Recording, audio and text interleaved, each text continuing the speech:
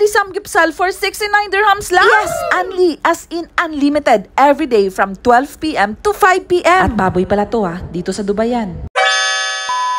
Hey! Kaiter Flores here. Samahan nyo kami for today's video at pupunta tayo ng Yuraku Restaurant. Ito nga ay Korean restaurant. Dito nga matatagpuan sa Ashana Hotel dito sa Murakabat, Dubai. Ito na yata ang samgyeopsalan dito sa Dubai na super na-satisfy talaga ako. Magandang ambience, masarap ang pagkain.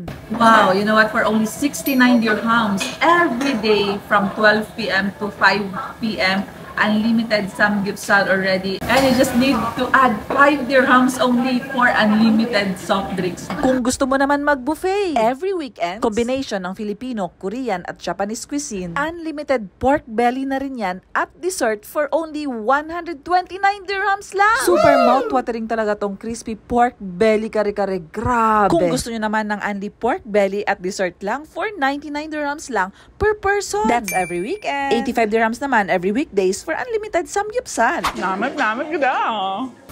Grabe, ang sarap.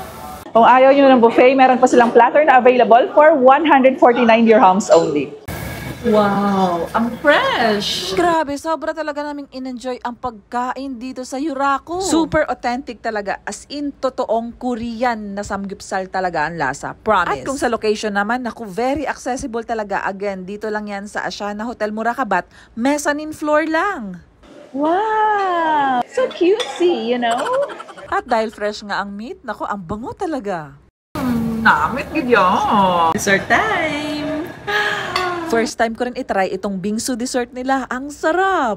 Ay, sarap. Green tea to. Ito naman mango. Try natin. Ito siya mango bits. Wow! First bite? Hindi siya masyado matamis. Ay, sarap!